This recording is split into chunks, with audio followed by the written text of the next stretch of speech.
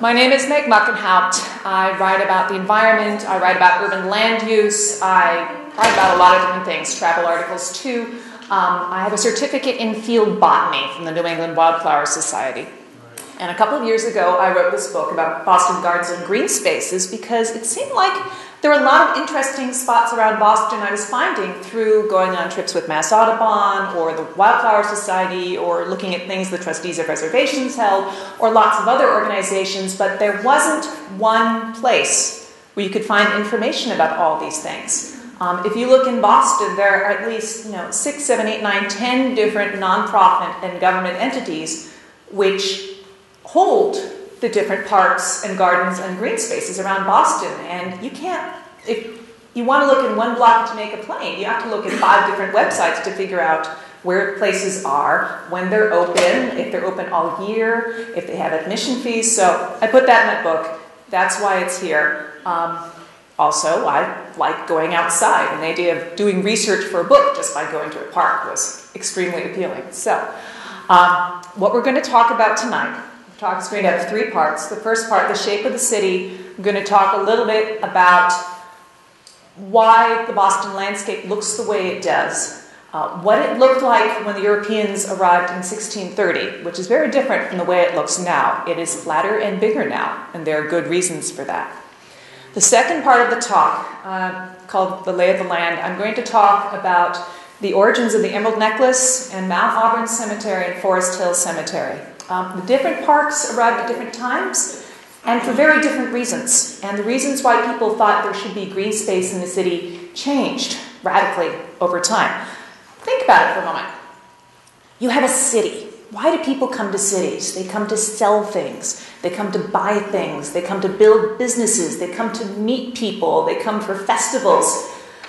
And you take this place where the strength, the reason people come to the city is that there are lots of people together in one place exchanging ideas and goods and diseases and all sorts of other things. And you decide to put a field in the middle of it, a country field. Why would you do that? Why would you take away the strength of a city and put a bunch of plants in the middle of it? There are reasons, and good reasons, and we'll talk about those. The last part of the talk, where I talk about hangings, health, and horticulture, I'll review a few of the reasons we have the older parks and keep the computer running, and I will talk about Boston's newer parks. There have been a lot of parks and gardens installed in the last 20 years or so. And we'll talk about some places you may not even know about that have been developed in the last 10 years, some really gorgeous gems out there. If you happen to go to Boston to trade something or sell something or buy something, you can go to a park. So let us begin. First, let me say before I begin, I know we're having lots of before I begins, but there's lots to say tonight. I do like parks. In one of my earlier talks, an older woman came to me afterwards and said, are you from here? Which you always know is the beginning of a bad conversation. I said, no, my father's from Newton, my mother's from Amherst. I actually grew up in New Jersey. It wasn't my fault. I moved here when I was 16. And they said, well, some of us grew up with these parks and we love them and you're not being respectful. So I just wanted to let you say, I like parks, but parks are they're places that are formed by humans. And humans do some beautiful, laudable, righteous, and glorious things. And humans do some pretty yucky, awful, destructive things from time to time. They contain the whole realm of human experiences. So we are going to be talking about rotting corpses. We're going to be talking about sewage. We're going to be talking about hangings, as well as other aspects of parks. So you've been warned. It's because I love them. I want more people to know about them and visit them. It's not because I didn't grow up here and don't like Boston. So now we've got that done. Let's look at one of the more famous parks in Boston, in the shape of the city. Again, we're talking about sort of the landforms we started out with here. Here's what the Boston Public Garden looked like about 12,000 BC, and that was the shape of the Swan Boats at the time.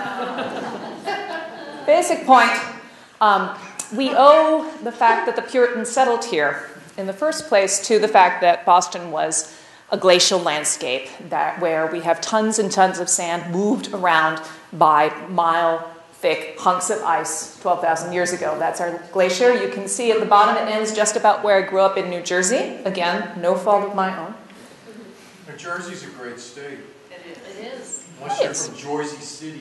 Yeah, right. Hey, what are you talking about? I'm from Jersey. You're from Jersey? I'm from Jersey. Hey. Now I live in Lexington.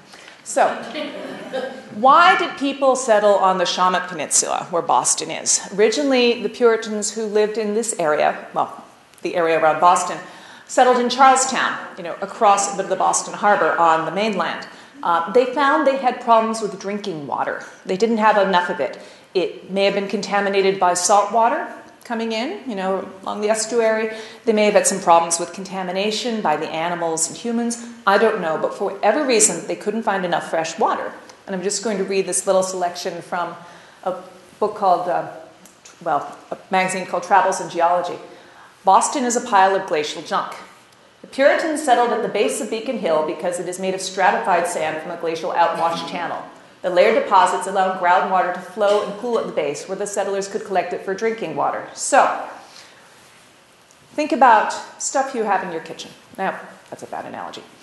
If you pour water in a plate, it runs off. Pour water on sand on top of a plate, it runs through the sand and comes out through the plate.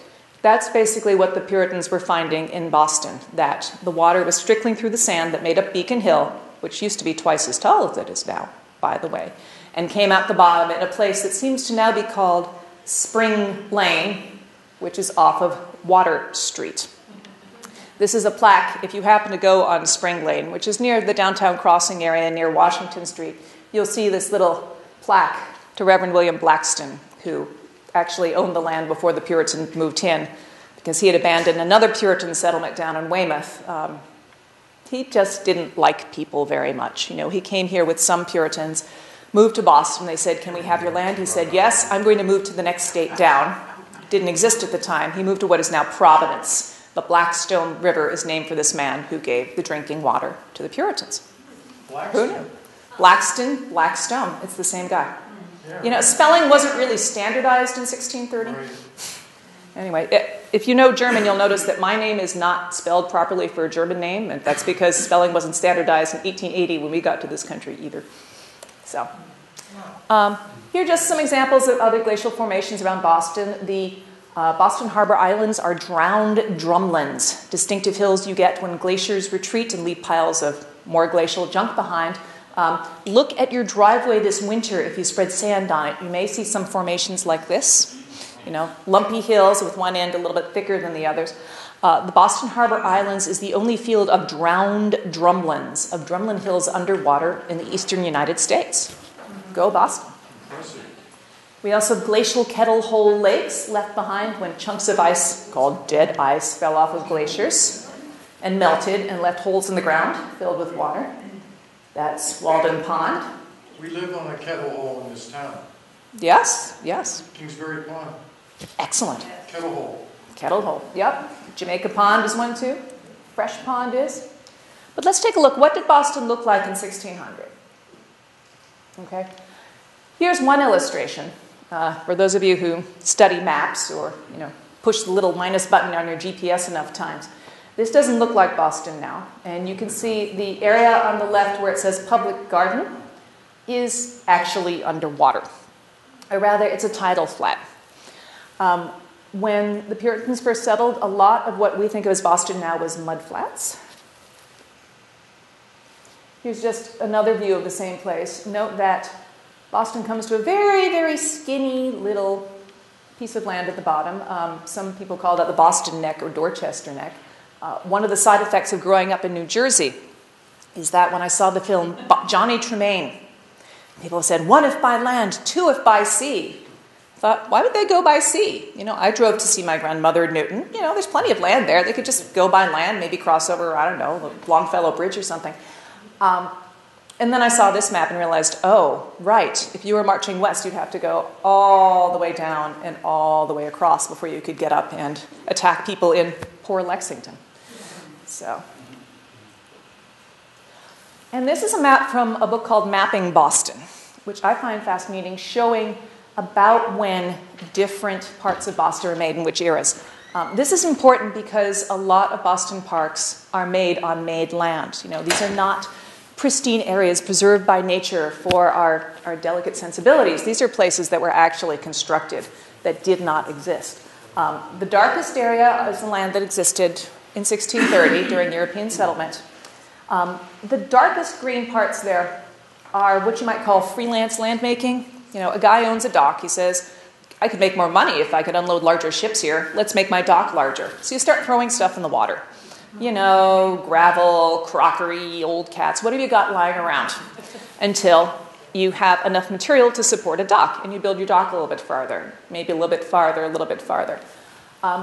After 1830 or so, you start getting massive landmaking projects in Boston. You start to construct the Back Bay. Eventually, you start constructing a lot of South Boston, East Boston. I like looking at this map because a lot of the places that are called island in Boston actually were islands. Over there on the right, you can see Castle Island. You can see places like Noddle's Island. You could admire the fact that most of what is now Logan Airport was underwater in 1934. And also there's a large area, East Boston, which was a Olmsted Park before the airport was constructed, and we'll talk more about that in a little bit. So where did they get all this material? Especially before there were railroads, which only came about in the 1830s in Boston. And this is one of your clues. This is a recreation of the Boston skyline, supposedly about 1630. You can see the Yankee fans shooting their arrows at the people in little boats there. This decoration on the bottom. These are the three hills of Boston. Some of you may have heard of Tremont Street, or Three Mountains, abbreviated. Mount Pemberton, Mount Vernon, and Beacon Hill. And people talk about Boston being the city on the hill, but compared to Pittsburgh or San Francisco, it really doesn't have that much in the way of high elevation. There's a reason for that. This is what Beacon Hill looked like in 1811. Hills were not considered valuable in the early 19th century. The only people who lived on the tops of hills were either very rich or very poor. If you were rich, you could get somebody to carry your groceries up in the middle of February in a horse-drawn sled. If you were very poor, nobody was going to carry your groceries anyway, and it's someplace you could live. But middle-class people didn't want to live high up. It was just too darn inconvenient. No elevators, no cars, no trolleys, nothing. So Beacon Hill was basically sold for gravel and lowered by 100 feet to its current height. A lot of that was used to fill in areas around where North Station is now and make Boston slightly flatter. Oh, by the way, that monument up there was reconstructed in 1876 after a storm, so that's the reason it's still there in 1811. But why? You've seen that Boston increased hugely in size over the years. Why did people do that? Why did they decide to put parks in all this new land? Many different reasons. Money. Boston's population grew and grew and grew. This was a trading center for, the Eastern world. Boston didn't have a single crop they could export. We didn't grow tobacco. We didn't grow rice or pineapples or cotton. We had some wood, but we pretty much ran out of that by the 1830s. I'll talk about that a little bit more in a moment. We didn't have much in the way of beaver pelts. What did Boston have to give to the world? We grew a lot of food, but we mostly kept it here. We traded things. And as a trading center, it was to your advantage to have as much population in as small a place as possible for all that buying and selling. By the 1840s, Boston's population was up to 90,000. Huge increases. And everybody wanted somewhere to live and somewhere to put their office. Another reason is the railroad. The original Boston Lowell Railroad, 1835. You have railroads being built into Boston in the 1830s. They need a place to unload. They need a depot. And they also build tracks across the Charles River, which impedes the flow of the Charles River, which is a tidal river at that point. It's not fresh water. There was no Charles River Dam. You would have salt water coming in and washing things away every day. The Irish. Good old Boston politics. In 1847 alone, about 37,000 Irish people arrived in Boston, which had a population of 90,000 at the time. Just think about that. Think about having 1/3 of your town being immigrants this year. That's a huge shift. That's a huge number of people. And the proper Bostonians got very nervous about all of those people arriving. No Irish need apply. And tried to start scheme about basically what you might call Bostonian white flight. How do you keep the Yankees, the Puritan stock of which we all are proud, in Boston when all of those people are coming in? Well, you make new land and you make new houses that are appropriate for basically the old Boston Brahmin gentry to keep them in town instead of moving off to where Ida Wells had her estate or some other lovely place. This is the story of the building of the Back Bay, where there were lots auctioned off, but before the auction, a few of them were sold under the table secretly to proper people so that all their friends would auction and live there too. Quite corrupt. It didn't work. Boston had an Irish mayor by 1870 anyway, despite all the Yankee effects. But this was another motivation for land, was political. And the smell. So this is where we talk about raw sewage. This is actually a picture of Bainbridge Island, not Boston. But Boston's a city, a growing city that has no sewer lines that go out to Boston Harbor until 1875 or so. Thousands and thousands of people, thousands and thousands of horses. You have what are called freelance sewer lines that go from your house to whatever's the nearest waterway, frequently the Charles River, which is tidal. And for a while that sort of works. Every day the tide comes in, it washes off the nastiest stuff, and it flows away again. The problem comes when A, you get railroads starting to build bridges that keep stuff from going out, and B, a particularly awful company called the Boston Roxbury Mill Dam Company, which built a dam where basically Beacon Street is now, above where the public garden is. They built a dam to harness the power of the tides for New England industry. And they harnessed the power of the tides all right. But what that mostly meant was that the tides didn't have any power to scour out all the yucky stuff that was building up around where the public garden is now, all those little freelance sewers that were daily depositing the filth of millions around Boston. Again? This was about where Beacon Street is now, on the eastern edge of the public garden towards the Charles River. That's where the dam is. A very long dam. We're talking on the order of 1,000 feet long. I have the exact details in the book. And it really paid havoc with the Boston's water and was a big motivation for making the Back Bay Fens. Here's a little quote from 1849. Back Bay at this hour is nothing less than a great cesspool into which is daily deposited all the filth of a large and constantly increasing population. A greenish scum many yards wide stretches along the shores of the basin as far as the Western Avenue Mill Dam, that's the dam we were talking about, whilst the surface of the water beyond is seen bubbling like a cauldron with the noxious gases that are exploding from the corrupting mass below. Is there any trace of that dam left? Well, it's a street. It's a street, and we've expanded land beyond that street now in Boston. Cambridge Street? Beacon Street in Boston. That used to be the Western Avenue Mill Dam at the edge of the public garden. I'll show you some more maps in a couple minutes. It will all become clear. Yeah. What does this have to do with parks? A lot. And with Mr. Olmsted. So this is the general condition of Boston. You've got this peninsula. People are making lots of land with gravel and other things they can find. After 1835, the gravel was coming from Needham and beyond with those new railways. We've got lots of people. We've got lots of water to deal with. Where do we put parks? Why do we have them there? Okay.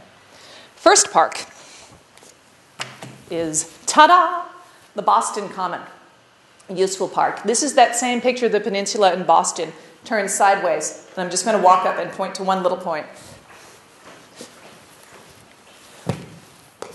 Right there. That's where Spring Lane is. That's where the water was. On the left side is the Charles River. Nobody really cares about the Charles River at this point. The right side is Boston Harbor. Boston Harbor is where the ships come in. Anyone who's doing any business wants to have their business on the harbor side where the ships come and unload, where all the businesses are. There's also a Millbrook and Dam up there where the North End is now, and that's also important for business. You have the water in the middle. That's where most of the early houses are. Right above them, you have that line of mountains. But to the left, there's this big open area, which had been cleared by Reverend Blackstone, which is sort of near the water. and faces the Charles River, so nobody's going to build any business there. It's kind of an unimportant place. Good place to put cows. Why not put your cows there? 1634, the Puritans who settled Boston made an agreement that this area would be the common, which was a concept brought over from England, where they had common lands as well as enclosures, and I'm not going to get into that part of history. And they made an agreement that there should be each family, all 80 of them, could either have 1 cow or 4 sheep or Elder Oliver's horse on this land. So some of you may have heard of the idea of the tragedy of the commons, that if everybody owns something equally, that people will exploit it, try to take advantage of it and use it up. In this case, this was the Boston environmental regulation. They did not let the number of animals change. The animals who were grazed on this, if you had a cow, it had to be a productive milk cow. These were Puritans. Your animals had to work. You couldn't keep old Bessie if she was just a sentimental pet and couldn't give milk anymore. None of those useless calves. This was producing stuff. And the Boston Common remained a place where 80 families worth of animals could graze for 2 centuries. Animals were not outlawed from it until 1830, when the mayor of Boston made some cutting remarks about running a field in a city for 40,000 people for the benefit of 80 animals, and finally outlawed it and made it into a park. But its beginnings was a practical place where people could agree to have their animals, sort of marginal land where nobody's very interested in doing any business there. This is just turned sideways. So you have the Boston Common. It already exists as an open space. People are gathering on it from time to time. There are hangings. It's one of the few places in the city where you can have a really, really, really large group of people gather, which is one reason that the British were, made to sit there during the Revolution for a little while before the evacuation of Boston. It's one of the few places you could put soldiers. Revolutionary War comes and goes. And then we have the public garden, which is a first piece of urban land reclamation. Across from the Boston Common, which becomes sacred ground after the war. There are all sorts of arguments about what to do with the Boston Common. The city of Boston wanted to put some sort of armory on there in 1795, and there were all sorts of really offended editorials about how could you defile the sacred ground with such a practical idea? Never mind that there had been British soldiers billeted there actually firing guns there 20 years earlier. But the public garden at the time of the Revolution was underwater. It got filled in. And here's why it got filled in. Boston was a maritime city. Made its money by shipping things back and forth. Triangle trade up and down the coast, all sorts of places. Lots of ships needed lots of rope. This was before Lowell or Lawrence or anywhere else had mills. How do you make rope when you don't have factories? You have a long, straight, narrow building, usually made of wood, because there's wood around to make a building out of, called a rope walk. And what you do in a rope walk is you take whatever material you're using, coir or coconut or hemp, and you twist it and twist it and twist it, walking backwards the whole time. And at the end of your rope walk, which is as long as your rope is going to get, you dip the ends of it in a bucket of hot tar to keep the ends together, keep it from fraying, keep the rope together. Barrel of hot tar, cauldron really, on fire, in a long, narrow, windowless wooden building.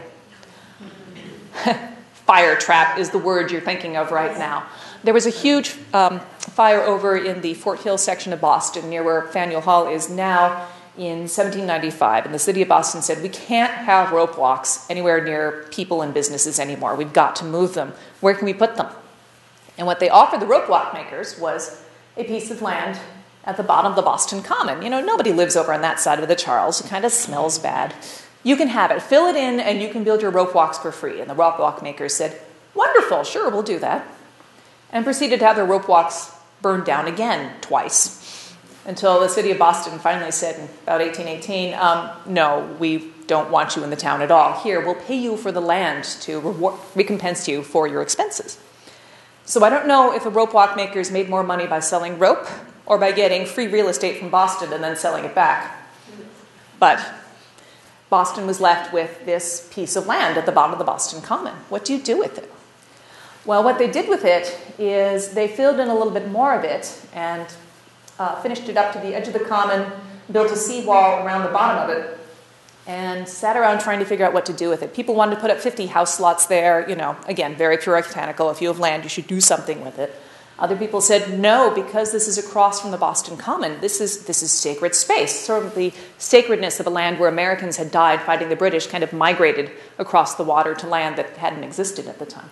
1837, a man named Horace Gray comes in, no relation to Asa Gray, the botanist, as far as I know, with 17 of his best friends, and says, we're going to make you a botanical garden. Botanical gardens and wealthy people in Boston. When you think of the Gates Foundation, you don't think botanical garden. Building botanical gardens isn't really a priority for most of the wealthy citizens around Boston or Los Angeles or Singapore nowadays, it seems. But in 1830s in Boston, this is when the Massachusetts Horticultural Society was being founded. This is when people had this idea that, you make your money in the city, but you can be a country gentleman on the side, like those cultivated Brits, and have a lovely garden and build greenhouses. Mr. Gray, who funded most of the public garden, had 12 greenhouses full of camellias over in Alston. Look at the Lyman Estate in Waltham, where they were building a grape house at the time. There was this incredible urge to garden, which gradually disappeared from Boston's elite over the time, but it was in full swing in 1837, and they built a botanical garden. They had tulips, they had an aviary with peacocks strutting around. They had all sorts of lovely things. And, this is just an illustration of how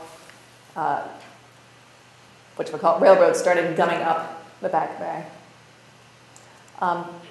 The building out more land for the public garden also pushed away the problem of having the Charles River not scour out the sewage with the tides out a little bit further from where people actually lived. So it was a partial solution to the sewage problem, but not as big a one as the Back Bay Fens. And here's what it looked like in 1850. One thing to notice about the public garden is that all the trees were small. That's something to remember when you're thinking about parks and park history, that they change. You build the pyramid at Cheops, you're pretty sure it's going to stay the same height for a couple thousand years. Sandstone doesn't wander off, it doesn't get fire blight, it doesn't need root pruning. But when you build parks and you plant trees, it doesn't look the way it's going to in 20 years when you start. They have to grow in, they have to branch out, they have to grow bigger. And in the case of Boston, sometimes awful things happen, like Dutch elm disease, which has claimed a lot of the most glorious trees on the Boston Common and public garden, and still is. There were 3 more that had to be destroyed this year before they took everything else down with them. And just here, if you go to the public garden now, you see a very shady area. The Amer cork tree is 150 years old and has a canopy as large as this room. But when it began, it was a place where you had to have a parasol if you wanted any shade. You probably can't see those ladies, but they're holding one over their heads. Short trees, lots of rose bushes. Actually, the public garden, 1870s onwards, was criticized for its style. Mr. Gray, like many well-intentioned philanthropists, lost all his money in the late 1840s, and the Boston Public Garden just sat there for a few years until finally Boston took it over. But it has continued continuously for the past 150 years to have this very, a garden-esque style. You see plants there you don't see in nice little reproduction colonial gardens in New England. These bright orange cannas and chocolate foliage and pink and purple and orange and yellow all smushed together. And that's partly because there was a superintendent in the 1870s named Mr. William Doog, who believed in that style even as it was going out of fashion. I don't know how many people have talked about native plants versus invasive foreign plants and things around here, but they were having that argument in 1880. And Mr. Charles Sprague Sargent, who was the first superintendent of the Arnold Arboretum, complained about the horrible popular design that Mr. Doog was putting in with all his florid colors at the public garden. Mr. Doog responded that he wasn't going to listen to some Harvard blockhead because people liked his flowers.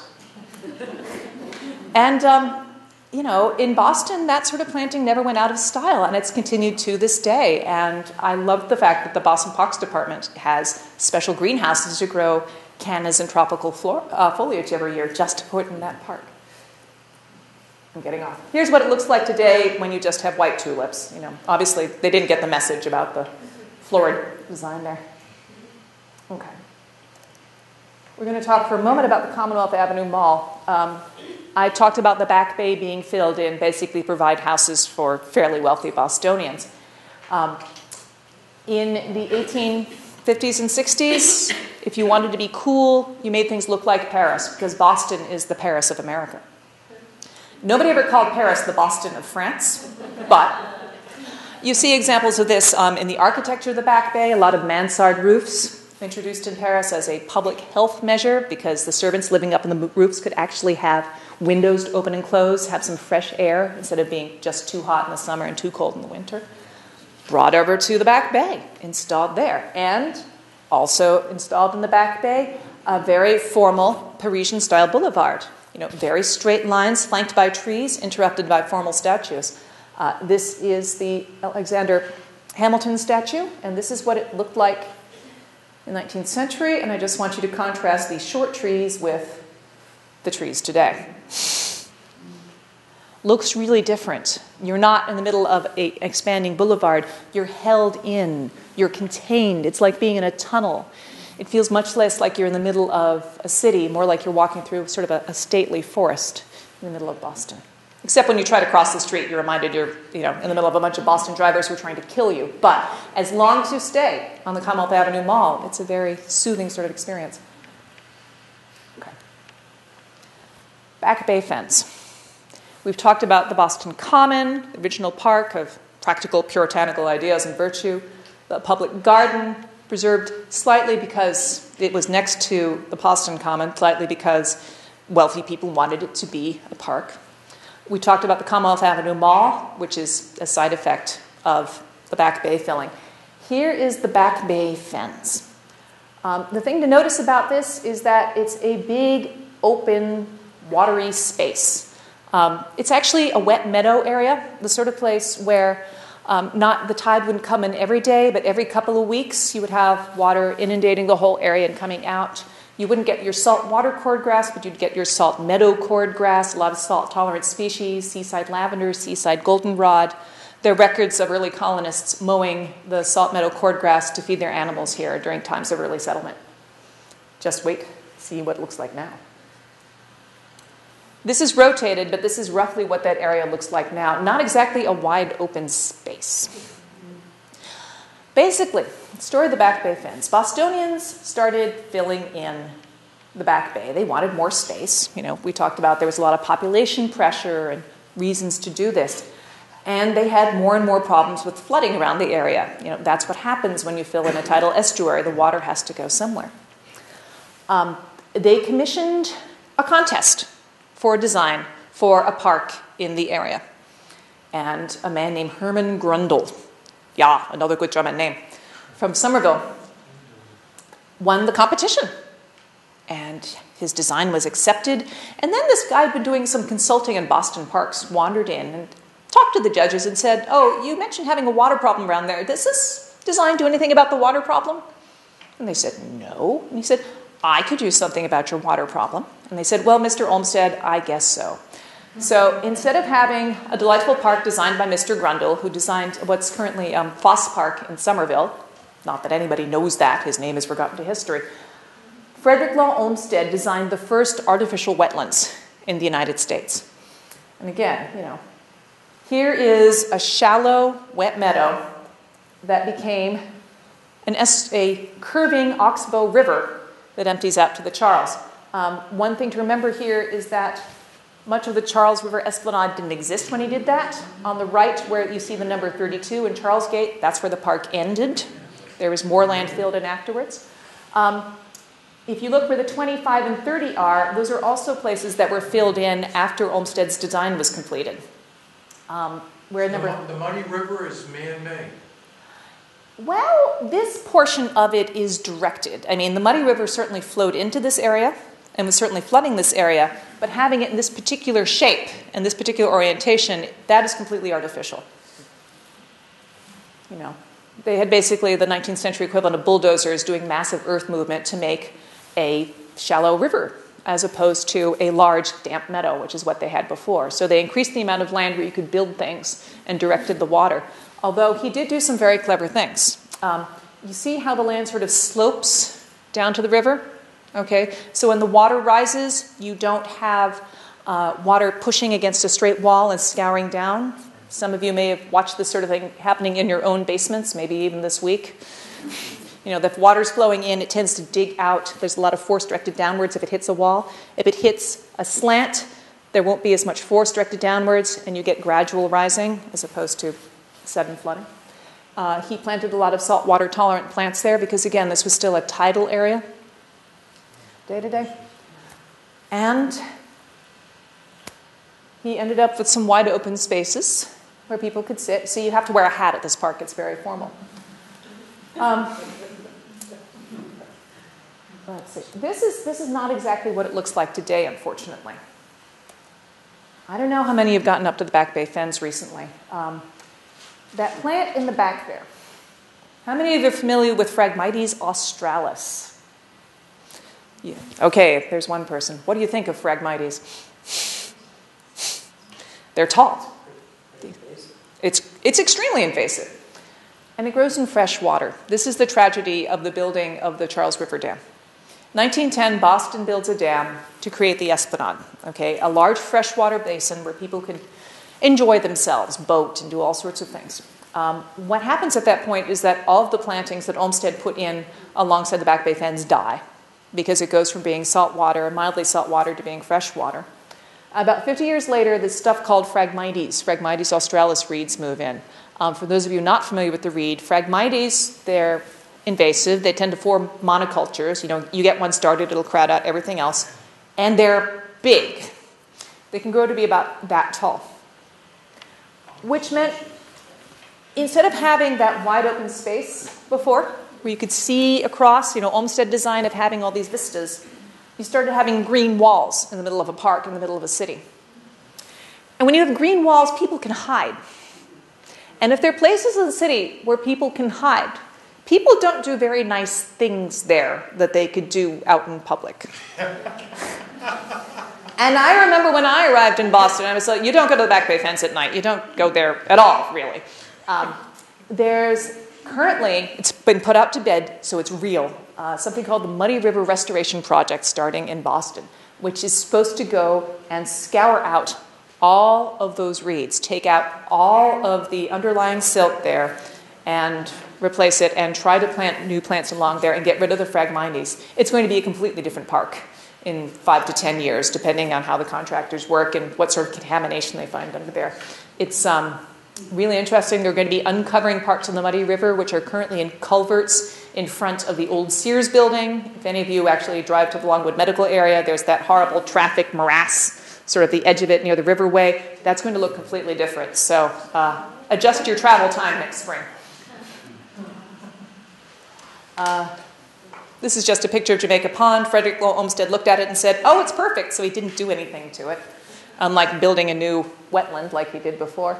A lot of ice was shipped out of here in the New England ice industry. Of course, they used mules to do it, so it wasn't exactly the purest stuff, but, you know, people living in Barbados didn't know that by the time it got there, so, oh well. There it is today. Look, it melted. Climate change in Boston. Okay. Here's where we talk about cemeteries. By 1810, 1814, Boston had begun to run out of space in their cemeteries. We're going to switch over to Mount Auburn now. You had things happening like multiple corpses being put in the same grave. And if this happened in the winter, when it was hard to dig, those graves would stay open for a very long time with, you know, the dearly departed just not staring up at you from there. People did not like this at all and started casting about for where can we find space, where can we find a place to put our dead. And that's combined with a movement towards transcendentalism, new ideas about how people can interact with the divine, the oversoul, with God. I'm just going to read this one excerpt from Ralph Waldo Emerson's essay on nature from 1836. Standing on the bare ground, my head bathed by the blithe air and uplifted into infinite space, all mean egotism vanishes. I become a transparent eyeball. I am nothing. I see all. The currents of the universal being circulate through me. I am part or particle of God. Whoa, it was trippy time in New England. Timothy Leary could not have said it better. But what you can take from this is that there suddenly began to be this idea, or maybe gradually, that if you had contact with nature, you would have contact with God. And that nature could heal you by putting you in contact with God. That this was something very good for people who were grieving. A woman named Dorothea Dix extended this idea that people who had mental illnesses could also be healed by being in natural settings. There was this power in being something that God had created. But there was a problem with that in New England in the early 19th century. This is a flip-flap plant. It's designed for people who can't have living things in their offices, like semiconductor companies. It's solar-powered. You can see that little grid on the top, and it sort of grows. You can get some with little flowers that sort of wave back and forth. Between 1800 and 1850, Massachusetts was being massively deforested, as was most of southern New England. There was a sheep craze. People cut down forests for that. People cut down forests because they wanted to grow more crops to enter the market economy and to feed the people living in Lowell and Lawrence who were going into the mills. There's huge demand for food and crops, much less for timber. Between 1800 and 1850, Massachusetts forest color went from 50% of the state to 25% of the state. Boston switched from using wood to using coal in their cook stoves because wood was too expensive. You had to get it from Maine. All right. If you've ever had the chance to see the Harvard Forest dioramas at the Harvard Forest in Phillipston, Massachusetts, they have wonderful illustrations of what a single landscape looks like at, I can't remember if it's 50-year intervals from 1630 onwards. And they show the one from 1850, which is basically just bare ground everywhere. Eastern Massachusetts was pretty much deforested by the time people got around to building things like Mount Auburn Cemetery. Everything had been logged or farmed and logged, perhaps once, maybe 2 or 3 times. You didn't have any nature when Ralph Waldo Emerson was writing about how wonderful nature was. You had Walden Pond nearby that was basically a woodlot. People came in and chopped down trees and took them off to build their fences and things like that. There was a railroad running within a half a mile of where Mr. Thoreau had his little house. So there's this interesting tension between the idea that contact with nature will heal you and having all this nature being created by people and maintained by people. And the product of that was Mount Auburn Cemetery. And if you haven't been there, I recommend you go there. It's a gorgeous place, one of the best places for bird watching in the Metro Boston area. And it was planted to look like a natural space with new trees and new paths and new plants. And it was a huge success. This was a tourist stop. You read, little pamphlets from the 1850s saying, oh, if you go to Boston, you must visit sweet Auburn. It will touch your soul. Since we didn't have Six Flags and Agawam or anything like that for anybody to visit at the time. One thing to notice here, apart from the people having their souls affected, there was this idea that somehow just being in contact with nature would make you inherently a better person, more sensitive and kinder. That grave, that mausoleum there, note that there's a fence all the way around that plot. Nobody is going to put another corpse in there without your family's permission. It is walled off. It is separated from all the other graves in the place. You'll find a lot of fenced plots like that, which may be a relic of memories of the Boston multiple-person graves. Here's a little bit about Mount Auburn looks today. We have some more public graves there that are not surrounded by fences. It's a beautiful spot. The Ecological Landscaping Association has tours every so often of Mount Auburn. They've been very devoted to more sustainable ecological processes there for maintaining a very large, hundreds of acres site, trying to keep all material on site, doing a lot of composting, managing their stormwater better, putting in more lower maintenance native plants in some areas. They've got some really interesting grasses designed there. So again, if you have a chance to go and visit during one of their ecological tours, it's really interesting.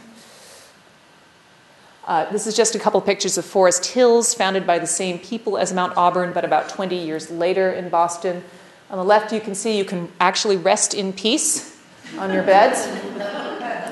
On On the right is an undated photo. It's from a stereopticon collection. And I just like to show that to see how far this idea of what sort of nature cemeteries should produce varied from what was ideal in Emerson's time. You know, the carpet bedding on there. You know, that could be an embroidered pillow of some sort. You know, it's some of the least natural nature you're ever going to see. It looks like it belongs on a wedding cake. But it's lovely, and it may have been very restorative to the people who went there. Okay. We've gone to the cemeteries. We're jumping back to the Emerald Necklace for just one more park, then we'll talk to the current ones. Franklin Park. This was Frederick Law Olmsted's masterpiece. Frederick Law Olmsted, who was this guy? Didn't have a degree in landscape architecture. He didn't have a college degree at all. He had problems with his eyes. He was sick. He never went to school. He had a brother. He hung out with his brother's Yale's friends, but he never went. He'd been a writer. He had sailed on a ship. He had traveled to England. He had traveled to Texas before the Civil War and wrote magazine articles about the communities there, particularly San Antonio, more Germans. And he was a persuasive guy who had strong ideas about what parks could do for people.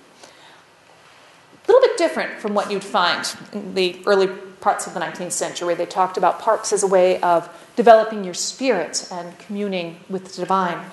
He thought of parks as a public health measure. You have these people living in a city. There are streetcars, there's noise, there's dirt, there's animals, there's all sorts of things that will stress you. He talked a lot about stress. And they could lead to nervous exhaustion. And what people needed in a city was a park, which anybody could get to. You know, you could get on a streetcar, any working man, any laborer could get to this park and restore their nerves and be free of the nervous exhaustion of living in a city, which was not necessarily what the laborers themselves wanted from a park. Let me show you. This is just another picture of when the park was being built, just how much landscape moving and restructuring they were doing on, again, a place that had been a farm and really developed beforehand. This is what Frederick Law Olmsted wanted you to have in your park. A restful landscape with sheep, often with sheep, where you could stroll and be quiet and fulfilled, a calming sort of place. No ball games at all. In fact, he managed to convince the city of Boston to buy a separate park right next door to Franklin Park, which is now called Harambee Park, 45 acres, just so people could play their ball games over there and not be interrupted. Well, you can see about how popular that idea was in the next slide. Franklin Park without sheep, but with tennis courts. Frederick Law Olmsted wanted you to stroll or take carriage rides around Franklin Park. People actually using Franklin Park want to do things like go running, fly kites, have kids use the playground, go to the zoo, do all sorts of different things. Since parks are public spaces, the public doesn't always use them the way you think that they should, no matter how wonderful a designer you are. It's still a beautiful, wonderful place, but again, it's diverged somewhat from what Mr. Olmsted designed. Not as much as Wood Island, which, again, is currently known as Logan Airport. If you go there, you can see a few remnants of the Olmsted Park. Along Neptune Avenue, there's still some stonework and a couple of elm trees, if they're still alive, that used to be the entrance to a beautiful park in East Boston. We'll talk about the beautiful park East Boston has now in place of its good park in just a minute or two. And since I've spent a lot of time talking already, I'm not going to say very much about the Esplanade. This is just a picture of some of the early years of the Esplanade, largely promoted by a wonderful landscape architect called Charles Eliot, who I believe actually did have a degree, and came up with the idea of Boston's larger suburban parks, places like the Middlesex Fells and the Blue Hills Reservation, the Esplanade, these larger areas, not small like the Common, but things that took up hundreds or thousands of acres and be connected to Boston and other metro areas by large roads. If you hate all the traffic along Route 93 going into Boston, it's partly his fault. Because after he created these parks, people started building roads to them, and once there were roads, you started having suburbs. And once you had suburbs, you had traffic. So you can blame landscape architects for Boston's terrible traffic problems, really. But Esplanade, some of the areas along the Charles River were filled in 1900, 1910, partly as a public health effort for children on the West End, so they could get outside, get fresh air, get exercise, stop having rickets, and exercise. This is what the Esplanade looked like circa 1910. A couple of things to notice. No trees, no bushes, straight up and down wall. Remember I was talking in the back Bay Fens that when you have water hitting a wall, it tends to scour down? Well, the poor people who tried to row cruise shells on the Charles in the early days found that what happened when you have straight walls next to the water is that your cruise shells tend to get smashed. So it wasn't very popular until after 1932 or so, when a certain John Jackson Storrow died. And his widow decided to give $1 million to Boston to improve this park, which her husband, a former captain of the Harvard crew team, had helped come into being. So they planted 4,000 trees and shrubs at that point. They dredged up another 40 acres of junk and rot from the bottom of the Charles River to make land, and they put in islands and lagoons. They made it much more what it is now. And then in 1955, Ms. Storrow had the bad luck to die, whereupon Boston did what they always wanted to do, which is put a highway right next to the park. Storrow Drive, yeah, really makes for an entertaining time rowing your cruise shell into a highway. Boston did make more acres of land at that point, but frankly it hasn't been the same. As I'm sure the Esplanade Association will tell you in the rest of its report, which doesn't concern the giant Ferris wheel that people want to put up at the science park. This is just another historic picture of the Esplanade. I like this one because it shows just how hazardous early 20th century playground equipment really was. Do you see any safety bars or mulch here? No, you see a bunch of older guys in hats betting on who's going to fall off and break their arm next. You know, the guy's going, "Wah, I'm at the top, I'm going to fall down." Good Lord. It's more fun, I'm sure. Okay. So we've talked a lot about Boston's history, partly because there is a lot of Boston history. So let's go and talk about today's parks. Okay. So once upon a time, Common was a good place to spend time with your cows. You could hang people there. This is Mary Barrett Dyer, who had the misfortune of deciding she was actually a Quaker and maintaining that she was a Quaker when the Puritans did not approve of that. She was hanged in 1650. There's a statue of her outside the State House now. But it was one of the largest public events on the Boston Common in 1650. Again, one of the few places you could gather a huge number of people. This is another public gathering that was on the Boston Common, the 1848 water celebration. Are you guys on NWRA water down here? No. Okay, so you didn't have to boil water for a week a couple years ago. If you did, you would have appreciated this. This was Boston's first public water supply from Lake Cochituate in Natick, which apparently was called Long Pond until Boston decided to connect to it for a clean water supply, whereupon they changed it to a more rustic-sounding Lake Cochituate to make it seem appropriate and clean and native somehow. Anyway, they had a huge celebration on the Common with bands and a large fountain just to waste all their nice new drinking water. Wars, redcoats, you know the drill. This is just another drawing of the Common. Again, short trees, not many trees. So before 1900, Bostonians had practical parks. They were solving water problems. They were trying to help people get closer to God. They were decorating neighborhoods for the rich. They were promoting public health. But why have we built parks in the last century? You know, people have different ideas about what to do outside now. Why have we been putting them in? Well, one of them is recreation, the idea that people should be getting outside.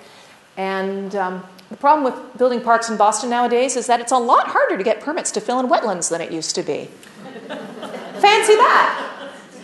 So when we're looking for new places for public land, because the population of Boston is still growing, we look in stranger places. On the left is Piers Park. This was what East Boston finally got as a replacement for Wood Island about 20 years after Wood Island was finally completely demolished. It's on a 600-foot-long pier stretching out into the Boston Harbor. It's gorgeous. It has, wonderful views of the Boston skyline. On the right is John Paul II Park along the Neponset River in Dorchester. That man is either sitting on a former landfill or a drive-in movie theater or an auto body shop. There are lots of what you might call brownfields, sort of slightly contaminated sites, not so awful you can't do anything there, but enough that you don't really want people digging down. The entire place is covered with 4 feet of fill. All that vegetation down by the water was installed by a firm called the Bioengineering Group from Salem. It is all restored. None of that was there. But now they have herons. They have wildlife returning there to all that saltwater cord grass.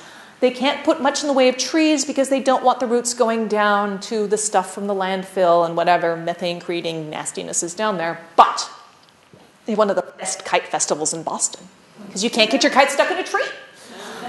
If you go on YouTube, you can see a video of people raising a 350-foot-long dragon kite over this place. It's a very ethnically diverse area around there, too. It's gorgeous. And there are a lot more parks on old junkyards around. Art. I love this park. That's Taylor Square Park there on the left. This is in Cambridge. It's a very Cambridge little park. About 5 years ago, an artist approached the Cambridge Arts Council and said, okay, I'll make a park here.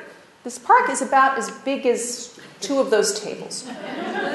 But he set up a little gate and he made 5,000 keys and sent them out to all the people in the local neighborhood and said, here's your key to your park. And if you look, it has a flagpole and it has grass and a bench. And it's free to anyone who has a key. Although you could probably hop over the fence if you really needed to, if you needed to have a park at that point. The Cambridge fire station is right behind it, so it gets lots of public visibility. What is a park? What is a park for? It's a good question. I think it's cute. You may have heard of the Decor of a museum, a different approach of putting art in a large, more traditionally park-like landscape. That's a picture of something called Arts on the Point at UMass Boston. They have several extremely large sculptures. That one's probably about as tall as this room and extends most of the length of it. It's by Roy Lichtenstein, sort of abstracted brushstrokes. It really looks interesting to see the harbor through and around this sculpture. It's an interesting thing, though, like much of UMass, it's not very well maintained and it's sort of hard to find the sculptures, but once you see them, they're there. Again, another way of using landscape to make us look at things differently. Food production. This is a different model of making parks than we had before. On the left is a photo of not very much food production going on at the Fenway Victory Gardens, founded during World War II, during times of rationing, so people could grow food for themselves. Now it's basically used as kind of a backyard for people living around there. Again, all that ivy and things really aren't producing much food, but it's a place where people can get away. On the right are kids at the Clark Cooper Community Gardens in Boston, which arose in the 1970s when local residents around the site of a basically abandoned hospital in Boston basically walked in and started taking over the grounds and planting things there. People living in what some of you may be familiar with the term food desert, a place where there aren't many supermarkets, where it's hard to get fresh produce except that brown lettuce and really pale pink tomatoes that you find at Quickie Marts.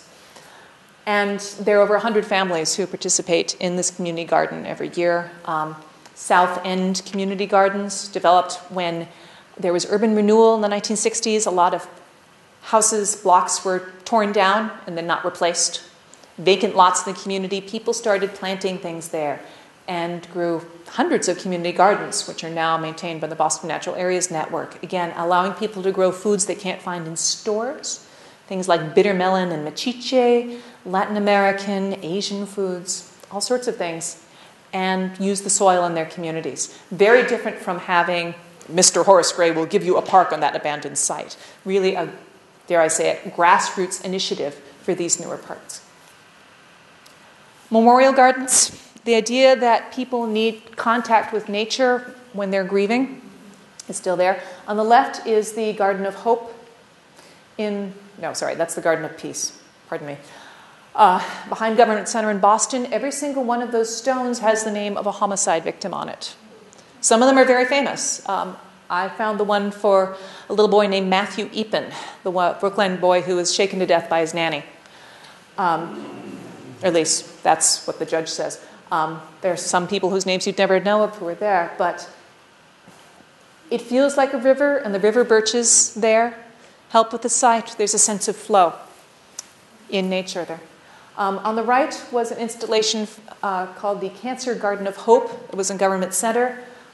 Those tiles have messages for and from cancer survivors. And again, it has to be accompanied by something green, by some sign of life.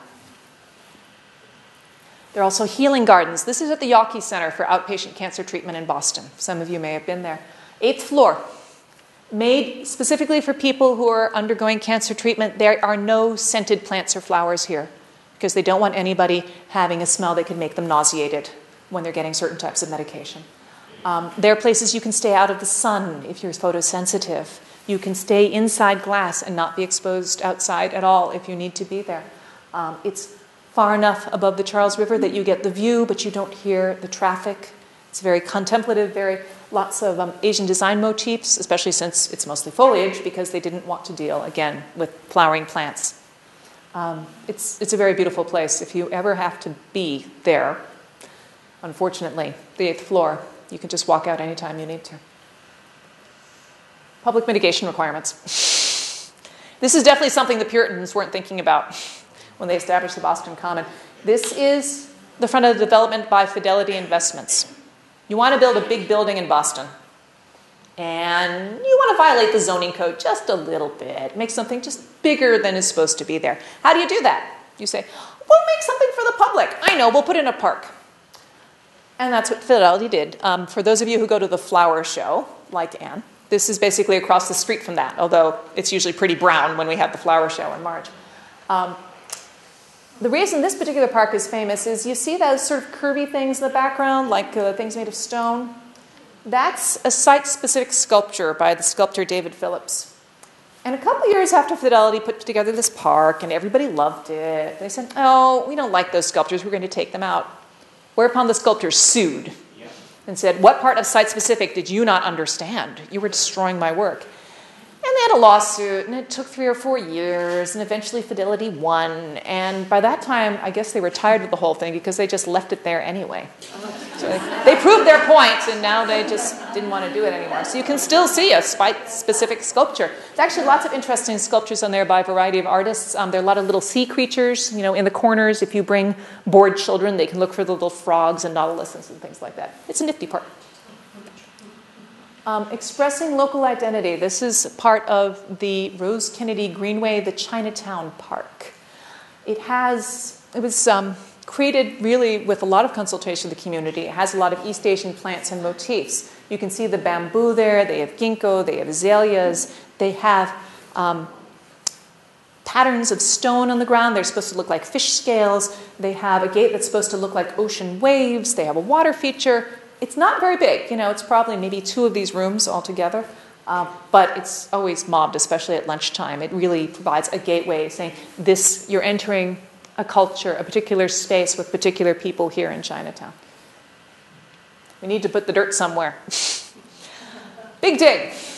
What happened to the dirt? They didn't fill in more North End. I mean, they probably could have expanded Boston by a quarter or half again, but no, can't fill in wetlands nowadays. Millennium Park is where part of it went. About half of it went to Spectacle Island, which is now much taller than it used to be. This is Millennium Park, south of Boston, 100-foot mound of dirt, which is planted with meadow flowers. So this is another one of the best birding areas outside Boston. There are wetlands next to it. There are these meadow grasses that provide lots of seeds. There's a porta potty at the top. So, one of the few public parks in Boston which attends to your animal needs, as well as the needs of birds. It's absolutely gorgeous. Danahy Park in Cambridge, near Fresh Pond. That's the dirt from when the Red Line was expanded past Harvard to Alewife.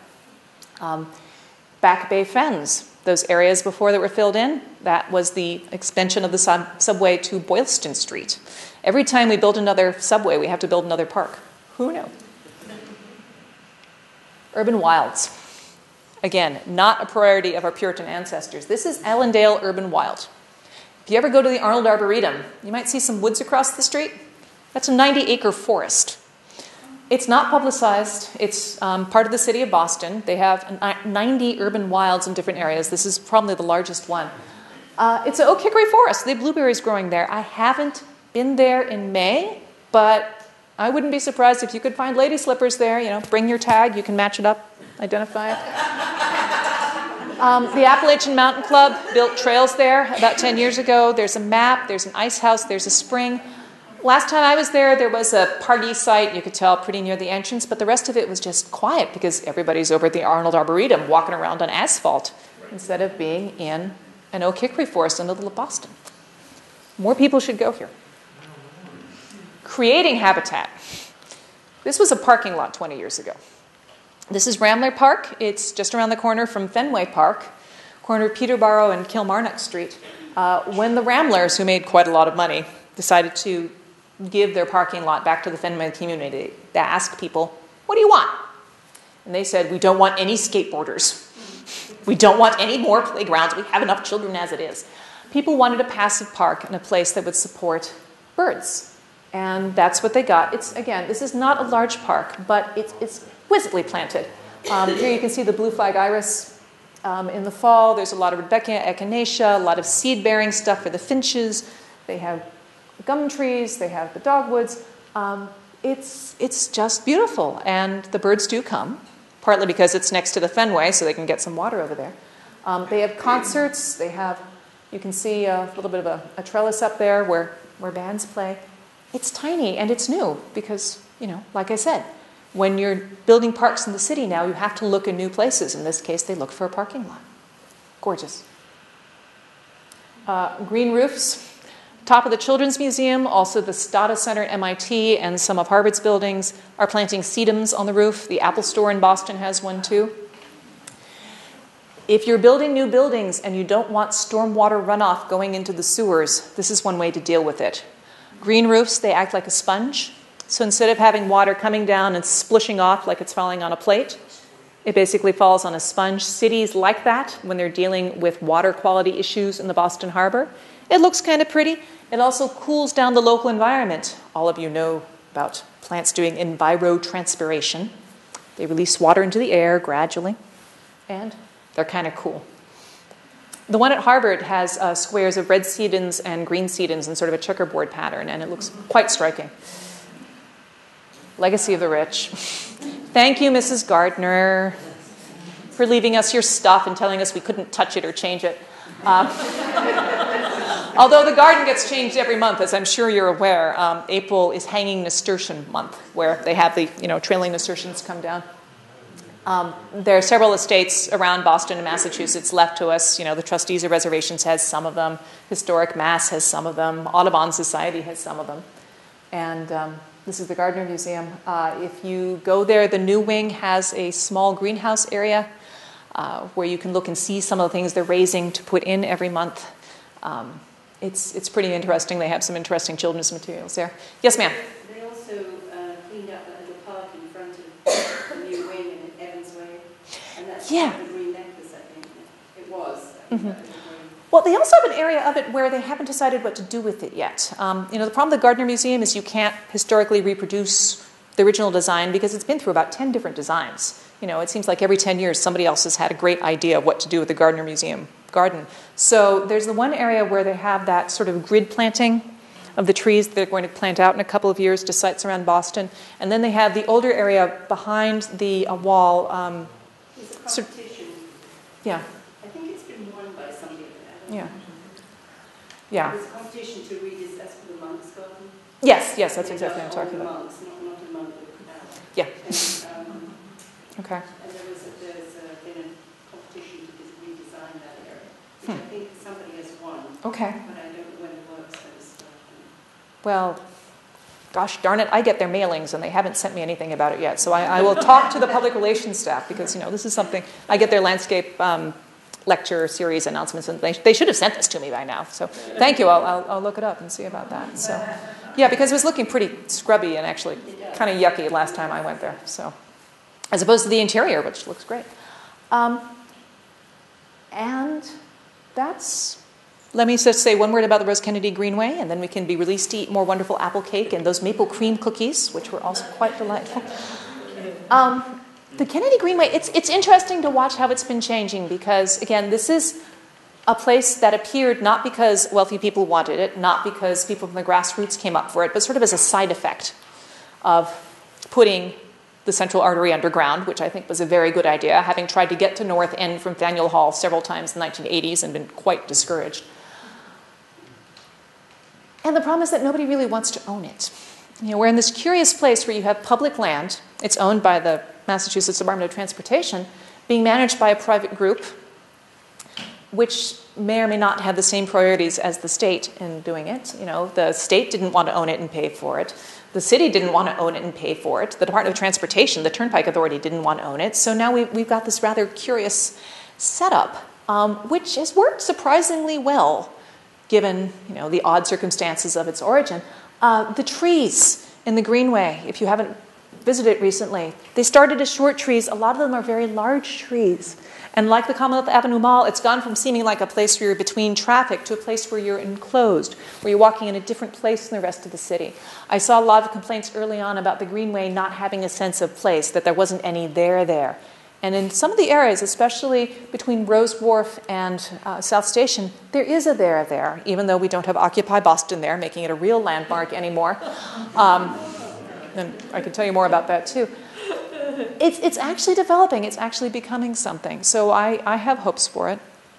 And, you know, it's interesting to see another park in Boston. I do wish that we'd take an example from Highline Park in New York City, where instead of tearing down the elevated line, they kept it up and built the park on top. And it is absolutely stunning. Again, I'm giving you all these places to visit that are anywhere near you, but it's really glorious to see the views and the plantings themselves. You know, you don't expect to see, you know, 30 feet of echinacea sitting there on top of an old elevated railroad line in New York City, but there it is.